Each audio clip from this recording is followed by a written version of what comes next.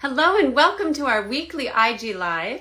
Today we are going to be talking to Annabelle Umanes, and hopefully I am pronouncing her name correctly or she will tell me when she gets on here. But Annabelle is a dear friend of mine and she has been with MKB since the very beginning and is on our board. Hello. And we are going to be talking about what it's like.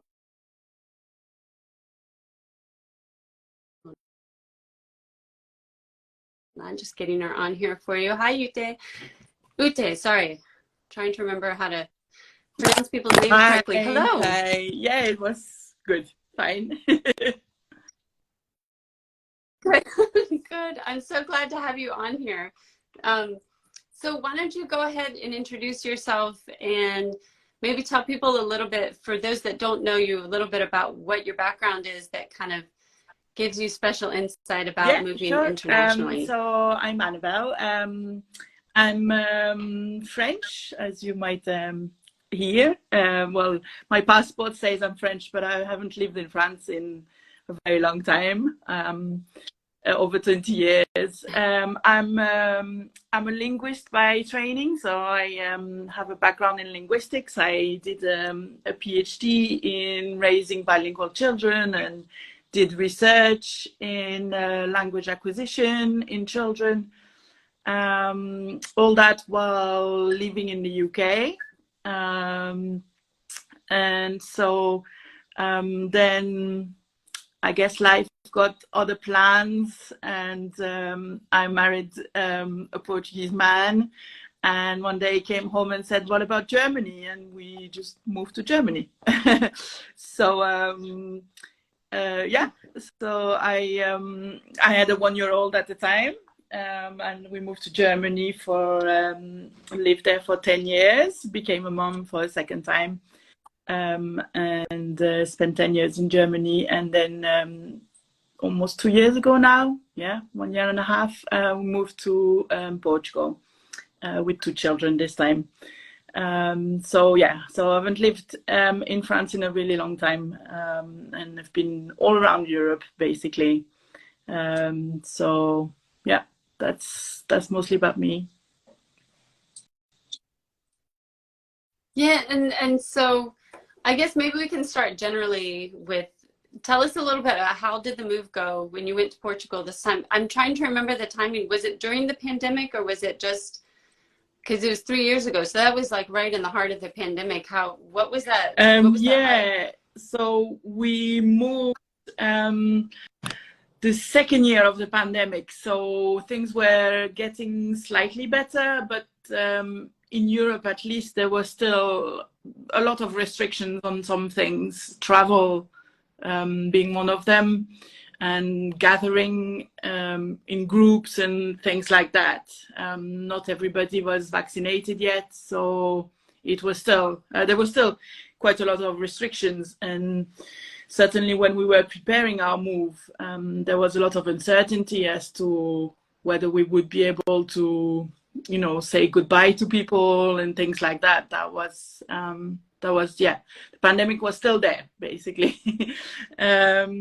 So it was, we moved in the summer, but all the preparation, winter and the spring basically happened during the restrictions. So for example, we were not able to come and have a look at houses or schools for children, things like that.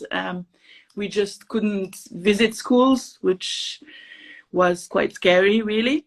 um, uh, because there's so much you can learn from a website or from talking to people, but it's also really nice to have a feel for the place and the people that are there. So we were never able to see the school before we enrolled our children in it. We were never, well, my husband managed to come because he's Portuguese, so we moved to Portugal, so he had kind of a free pass to go to Portugal. That was the only way we managed to come and have a look at where we could live, really. So he came and had a look at houses and things like that, but on the pretense that it was an important trip, when it was for us, but it wasn't what the state had decided would be an important trip at that time. So yeah, so the pandemic was still really there and restricted a lot of the things we could do, and made it a bit more difficult, of course. Right. I imagine it made the transition a lot harder as far as knowing what you were moving into, but also to be able to feel like you were really settled in your new Yeah, home. yeah, absolutely.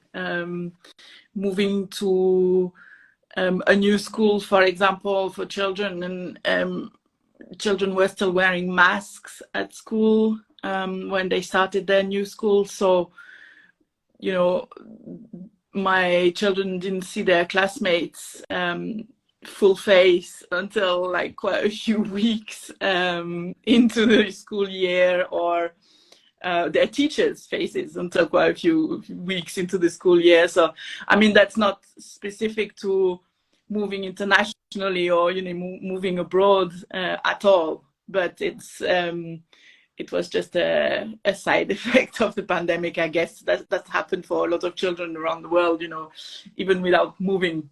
But yeah, it was a weird feeling.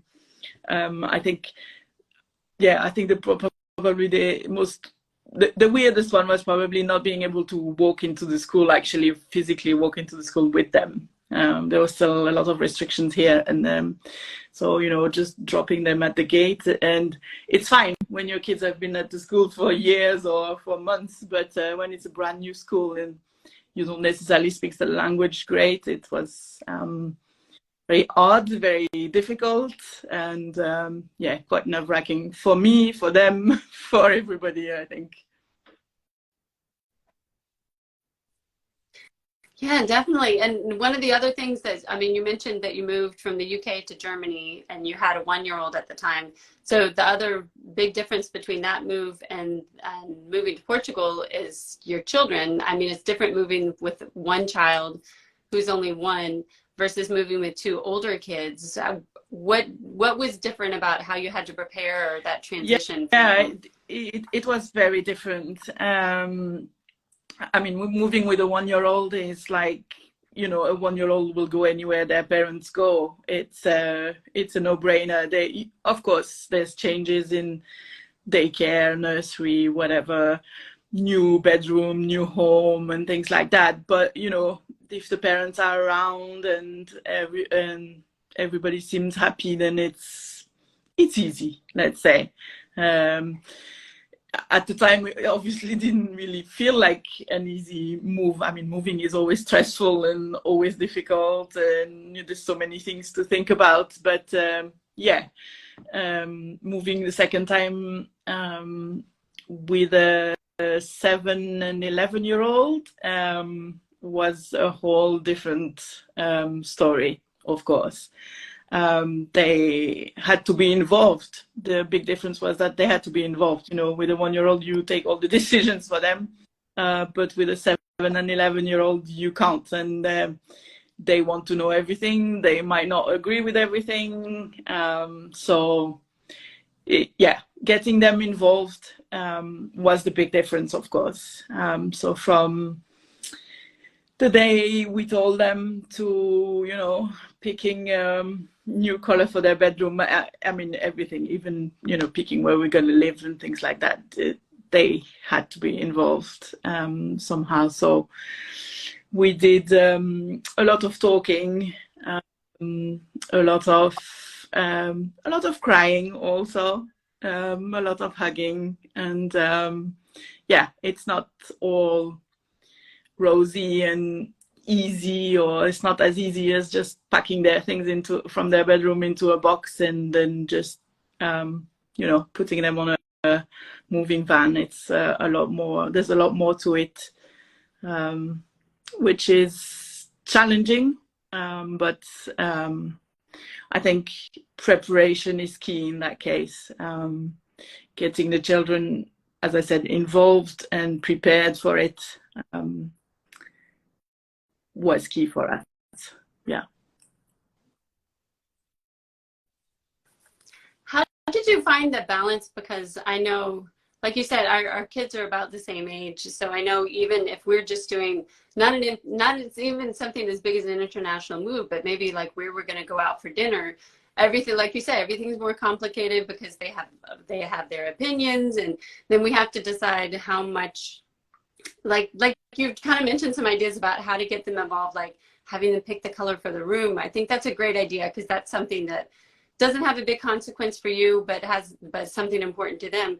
How do you have the balance between decisions that only you as parents are going to take, and but then which ones how you can kind of strategically get them involved without feeling like everything is getting bogged down in all these huge discussions and negotiations? That's a very difficult one.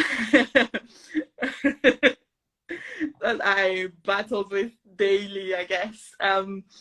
We kind of, from the beginning, so from the day we told them, we kind of installed this kind of weekly meeting with our kids where we sat down around the dinner table and just they could ask whatever question they wanted to ask about the move, about our new destination, the new house, the new school, whatever, anything, about also living Germany, about, you know, leaving their friends, what would happen, what would be the last day, what would they do, how can they say goodbye to X and Y, to their teacher, to everything. So that was actually really great. They didn't always have questions, of course, but we kind of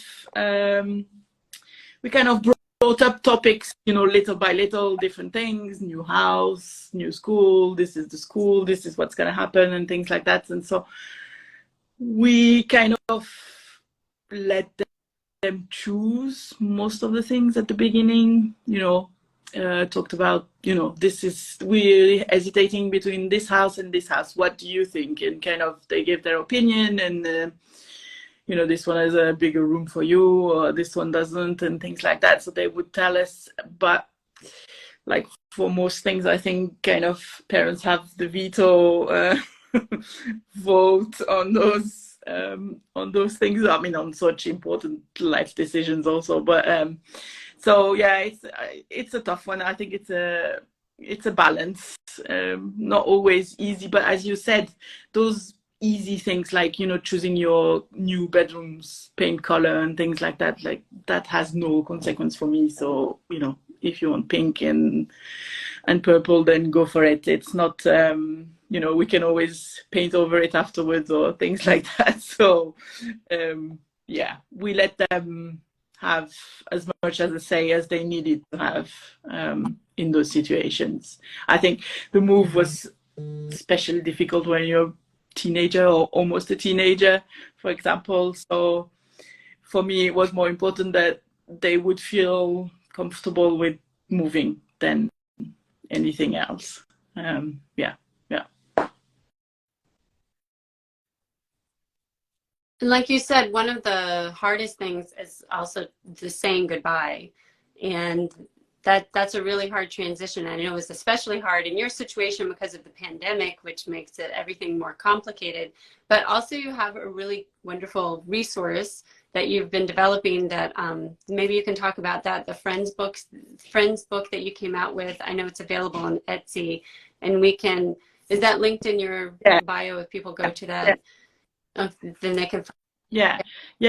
So I think a lot of people underestimate the saying goodbye part when they're doing such a big move, or moving anywhere really, even within the same country. I think people underestimate saying goodbye. I keep reading comments from people saying, "Oh, do you think if we have a living party, my children will be too sad and it will be awful and I will mess them up," and things like that. And I think quite the opposite. I think saying goodbye is just as important as preparing for what's to come. You know, there's in the expat literature, there's this thing about good goodbyes or living well. And I think that's very important for children and for adults, really. So if you want to have a big party, go for it. If your child wants to have a big party, go for it. You know, it's really as important to live well, as because if you don't live well, then the other side will also be quite difficult. If you haven't, you know, closed relationships or said goodbye properly to your best friend, then you might resent it for a long time as well. So living well was important for us, and I did quite a lot. I prepared as much as I could for them, for my children, for that to happen for them. And we did several things. We had, you know, those little countdowns, calendar, and things like that to know exactly when the move would happen, when the physical move would happen. We took loads of photos, for example, photos of their bedrooms, their favorite toys in their bedrooms and things like that before we started packing them away. We took photos of their favorite playground, all sorts of things, and then we collated them in those little books, in a little notebook. But as we were doing this, I just thought, you know, this is a bit messy and it's a bit DIY, and because I couldn't find anything for children to kind of collect all those memories. And so we lived in Germany, and in Germany, children who finish kindergarten, for example, or leave primary school, there's a little German tradition, which is, it's called a Freundebuch. So it's a little book. It's a bit like a yearbook. It's a little book, let me show you one, where children can leave messages for each other. So kids, you know, give this little book to others and say, oh, can you write me a little message for next year when I'm not with you anymore? And the book gets passed in the classroom and things like that, or to their friends in the playground. And it's not always fun for parents, to be honest, because sometimes you have to fill out 24 different little books. When my children left kindergarten, you know, there had to be 24 little books to fill in and stick a photo in and things like that. But actually, afterwards, I thought it's a really sweet memory of your classmates and friends from that time. So I kind of decided to make a version of that little German tradition, but for children who are moving away or moving abroad, moving internationally, basically. So it's, as you said, it's on. I created two versions. One that's printable, so people can just print it at home and do whatever they want, to put it in a folder or whatever. But there's also like a little proper book version that will be out very soon. So where people can leave messages for each other. So the child who is leaving gets this little book, and then their friends inside can leave their best memory or their favorite food or things like that. A little photo, of course, their birthday, because that's important. Children like to wish each other their birthday. And there's also a spot at the end for sticking little pictures, and also for messages from their teachers, which I thought was really sweet. My children's teachers left very sweet messages. I think that's always really nice. A nice thing to remember. Yeah. So I think, yeah, living well is just as important. And I think that's why we, as parents, you know, we're busy with all the logistics and the paperwork and kind of the boring adult stuff. But it's important for children to remember. My children love looking at those little books we made them, looking at the photos and things like that. And so I think it's important for children to remember what it was like, because they're also children, so they will forget some of it. They'll forget, you know, about their kindergarten or their first class teacher, or so yeah.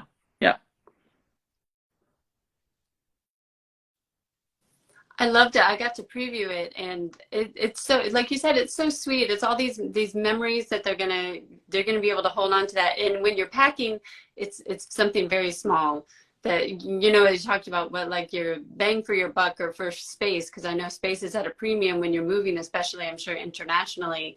And yet this is something very small that is going to carry a lot of memories. When I was a kid, I don't think people even do this anymore. I think it was more popular older we would have autograph books, but they were just these blank little books, and you'd pass them around and people would sign them. Like you said, kind of like a yearbook. But what I love about what you did is it has prompts, because I remember I would get those and I would never know what to say, or I'd just say like, have a great summer or something, you know, you didn't really know what to write. But this has these really neat prompts that are really going to spark memories for the kids, like you said, about favorite memories or things you do, and especially birthday, like you said, that's something so important to kids to remember, that kind of stuff. So I thought it was it's a really, like you said, it's going to have so many memories for them, and something that and the photos, like that's something they're really going to cherish. And I love that you have the two options, like the printable, or you'll be able to just order it, because sometimes people don't want to fuss with the printer, although some people think that's just as easy. That's nice to have the two options there. And looking back, what would you say, just to wrap up, because I know we're coming up on our time, do you have any overall advice, things that you guys did, like with this saying goodbye? Well, are there other things that you think, okay, I'm so glad we did this, or I wish we had done this, or something that was just surprising, even though you've moved before, but now that your kids are older, something that maybe you hadn't expected? Something I wish I had done, what I wish I had been able to have a big party. But that was not, I mean, we were not allowed at the time in Germany, so we were not able to, as adults, we were not able to have all our friends in one place at the same time to say goodbye. So I wish I had had that. We had that when we left the UK, and I think that's a really nice way of saying goodbye. Well, that's the way I like to say goodbye. But we made it work. We organized different little things instead. And yeah, we couldn't do otherwise anyway, because pandemic rules at the time. What worked really well, to be honest, I think my kids transition, I mean, I would have to ask them in a few years maybe, but they transitioned really well, I think. And I think those little memories and yeah, those little memories they loved, they were prepared, they knew what was involved, they knew what was going to happen. I think being prepared as a parent is vital. There's so many great resources out there, and read or research, or social media is amazing.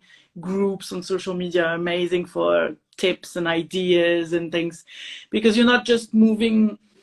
All the tips on moving are mostly about, moving and to a city, the next city, or things like that, where you kind of research, where you're going to eat, and find a babysitter is no problem. But when you're moving internationally, it's a whole different ball game, and you don't always have, well, you almost never have support of any kind. You don't even know what's down the road from where you are, or anything like that. So I think, yeah, being as prepared as you can within your own family, I think, is key to kind of try and make everything else a little bit easier, if possible. What I would have done differently, maybe we did a lot of the paperwork, I guess, ahead of time, because we kind of knew what was involved, and I think that was a lot of stress because of the pandemic. So looking back, probably I would have left some of the things till later if it was possible. But yeah, all in all, I think it's okay. Everybody survived. We made it to the other side. It's not perfect. Nothing is ever perfect, I think. But yeah, being prepared and finding out the resources that work for you and for your family is key, I think. Well, Annabelle, thank you for taking the time to talk with us and share your insight, especially someone who's moved so recently. And so go to the link in her bio and check out the Friends book. That's a resource for kids to have to help them transition, say goodbye and transition during an international move.